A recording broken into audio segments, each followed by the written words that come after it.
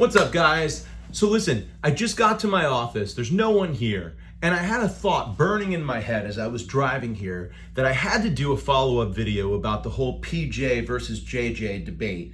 And the comments were so informative, really. And it kind of like solidified some of the things I was thinking, also got me thinking a little differently. And it reminded me of this major topic that I didn't discuss on that video that I think is super important. And that is the PJ configuration in the context of passive basses versus active basses. And I think it's very different to some extent, and I think it's easy to explain why. I remember watching an SBL podcast recently where Scott and Ian were talking about the different pickup configurations. And when they got to a passive PJ, Scott was like disgusted by the tone of both pickups being on together. And I remember him thinking like, oh, that just sounds like a terrible jazz bass, right? And it also triggered me. I mean, this is all part of my existential crisis I discussed in the first video. But in any event, then Ian gets out a Spectre. I don't love that had a reverse P because maybe it takes some width out of this argument, but he liked it. And the conclusion, and that was a PJ also, but reverse PJ.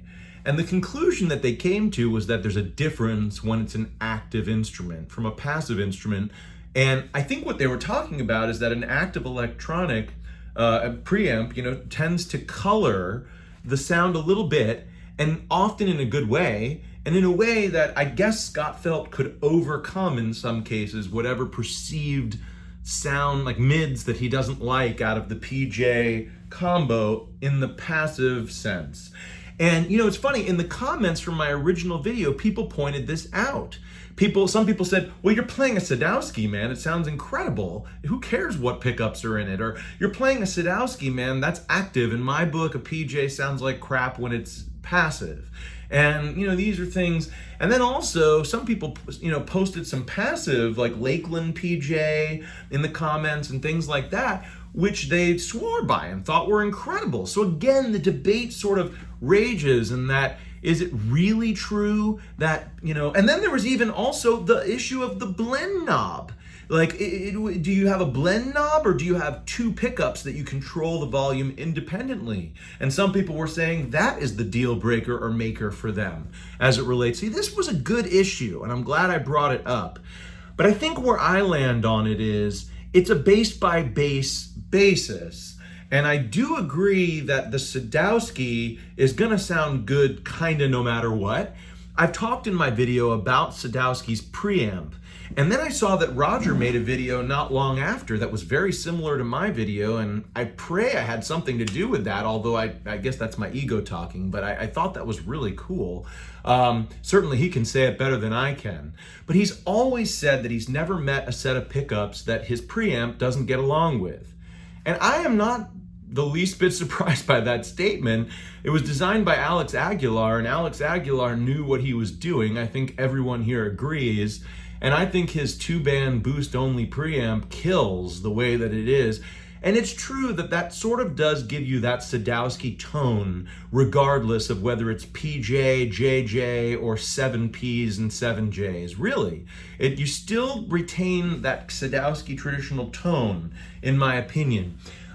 It would probably do me well to take my Sadowskys and play them passively as a PJ. So often when I rarely play them passively, because I just love that preamp, I really do. And I know it's a little bit of a relic of the 90s and whatnot in a sense, but I think that stands the test of time. I mean, yes, there was a time where Bose Audio's sound was the hottest thing, and now there's so many other things, but you know what I mean? It still works. I mean, that sort of coloration of a mix works for Bose, still does now. I think it's the same. I'd like to draw that Bose Sadowsky parallel when I talk about the preamp. So I think I should play some passive PJs to try to get a better idea, or at least play my Sadowsky as passive. But I just wanted to follow up and say that I think that the active-passive thing really does matter. It really does. And I think that if you're adverse to a PJ in a passive form, you might be surprised that you could fall in love with one that's active. So that's really all I wanted to highlight there. Now, why is the Pino Palladino P-bass sitting next to me? Well, I'm gonna try and keep it to 1 minute or two, but if you've made it this far into the video, I already know from looking at my statistics and analytics and whatnot that you're probably making it all the way now. So let me tell you something. I reviewed this bass as the first long form video in this format that I've been doing for all this time, and I'm really enjoying it. And at the time, I really got this bass only a few weeks or maybe a month or so earlier than that. And I just want to say that I really, really love this instrument. And now I think I'm getting a better appreciation for why this is so great. And I recently saw a post on Facebook about like Bass Center or some place that must be foreign because it was spelled R-E at the end, has these in stock. And there were a lot of people in the comments saying, just another P for 5,500 or whatever the hell, I'll pass. Let me tell you something. This is not just another P.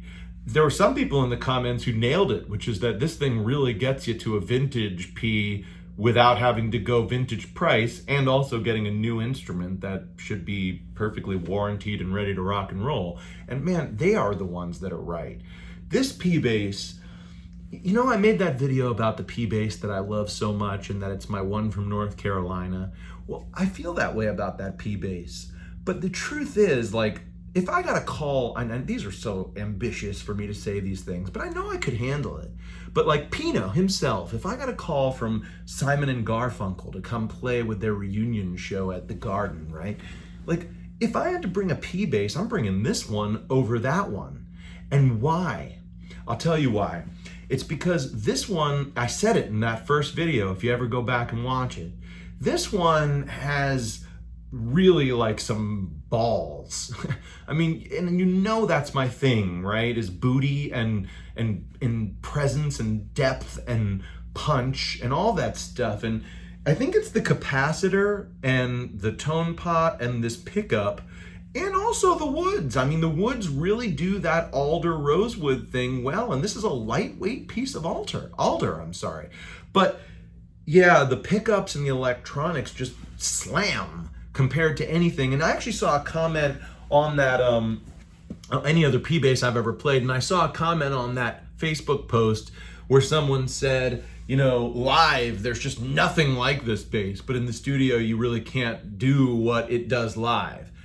I kind of see how that could be true. I mean, it's gonna sound like a great P bass in the studio, but I think this one is one of those P basses that's like, holy crap, you know, in terms of the electronics and the woods, just killing. And it really sounds like the woods. If you listen to my shorts or any of the videos I've made with this, and that was before the strings had fully broken in, and now it's even more the case, I just hear alder and rosewood and maple, and they just sound sweet, and it sounds uncolored to me, other than just the sort of pickup, the P pickup sort of coloration. But anyways, that took me longer than I thought, so I'll let you guys go today. But listen, PJ, you know, I don't feel as bad about it for myself anymore. I understand, I think now, what it is, why I like it, why I maybe don't like as much about it as I'm becoming more of a P purist. But man, you guys really inspired me in the comments, and I'm blown away. And that's why I felt like I had to make this video.